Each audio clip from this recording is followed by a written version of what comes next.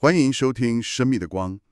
今天我们来聊聊一本很有意思的书，就是莎拉·贝克维尔的《人文主义的追寻》。嗯，这本书里面呢，提到了基督教跟人文主义这两种思潮。哇，这700年来的关系真的是又爱又恨。对啊，它里面描述的就是一个很长、很复杂的互动过程。嗯，你不能简单说他们就是对立的，更像是人文主义常常是在基督教那个文化背景下慢慢长出来的。像是一种土壤的感觉。没错，有时候是挑战它，但有时候又是伙伴关系，甚至互相影响。书里好像一开始就讲到文艺复兴时代，对不对？有个叫瓦拉的学者。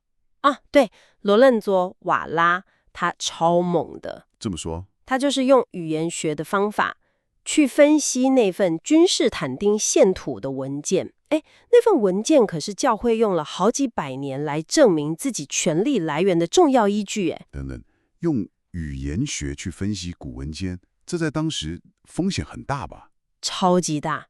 你想想看，他直接去质疑教会的根基。耶，他发现那个文件里面用的拉丁文根本不是君士坦丁那个时代的拉丁文。哦，有什么破绽吗？比如说里面提到的一些词汇、一些官衔，根本是好几百年后才出现的。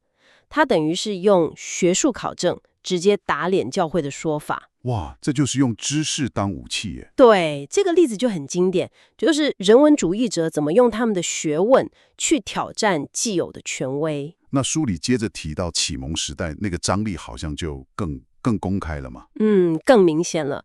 像是那个霍尔巴赫男爵，书里写到一个故事，就是他看到他太太临终前被神父讲地狱的事情吓得半死，他就觉得，这个宗教根本是在制造恐惧，让人没办法好好活在当下，好像活在什么黑暗迷雾里面一样。还有伏尔泰也是吗？书里好像也提了。对，伏尔泰他比较特别，他不是无神论，他算自然神论者。就是相信有个造物主，但造完之后就不太管事了那种。哦，可是他超级反对宗教迫害，最有名的就是他帮那个新教徒上卡拉申冤啊，我知道那个案子，就是被诬告杀了自己的儿子，然后就被处死了。对，伏尔泰就一直写文章，到处奔走，最后帮他平反了。你看，像他们这些启蒙时代的人哦，都特别强调理性，还有现世的幸福。后来像近代的罗素，好像也觉得宗教是恐惧的主要来源吗？没错，罗素的观点更尖锐。他认为宗教信仰，尤其是对来世的恐惧，根本上就阻碍了人类追求知识还幸福。不过听起来好像不全都是对立诶。您刚刚说关系很复杂，那有没有比较合作或互相影响的例子？当然有啊，这也是这本书精彩的地方。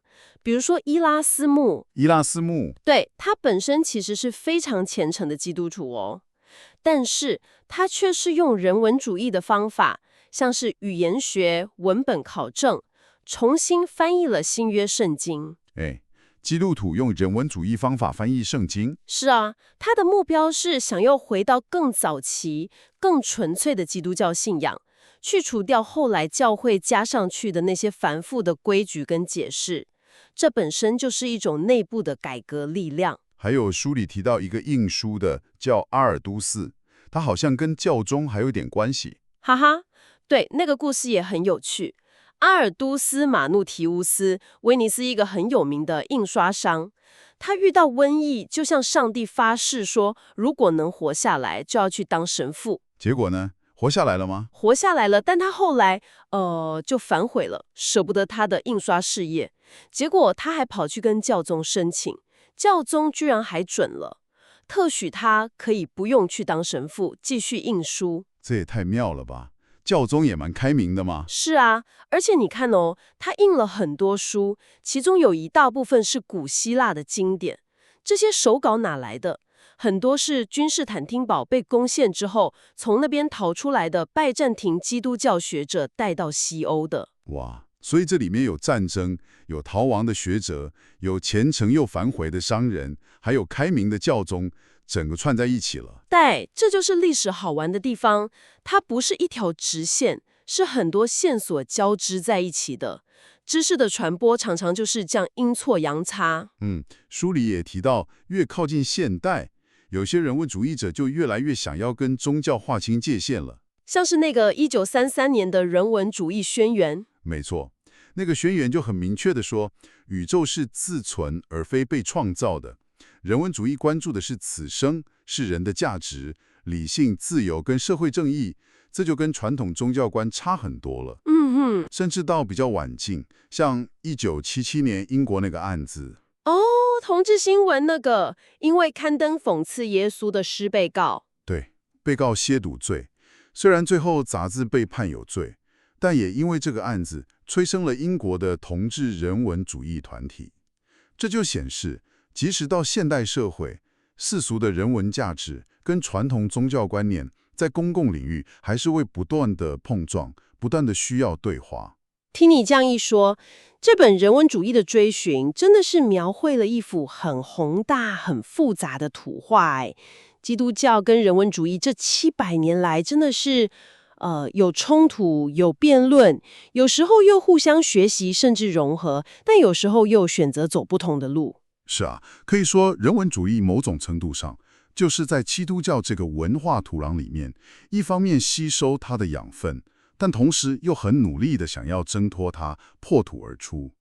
这段历史确实留给我们很多思考。对，它不是一个简单的是非题或选择题。那么听完我们今天针对这本书的讨论，我们也想留一个问题给您思考一下。在您看来，现代社会中宗教信仰所强调的价值跟人文主义所看重的价值，一定就是互相冲突、无法并存的吗？或者您觉得在哪些方面他们其实可以找到共存，甚至是互相补充的可能性呢？值得大家好好想一想。感谢您的收听，我们下次再见。下次见。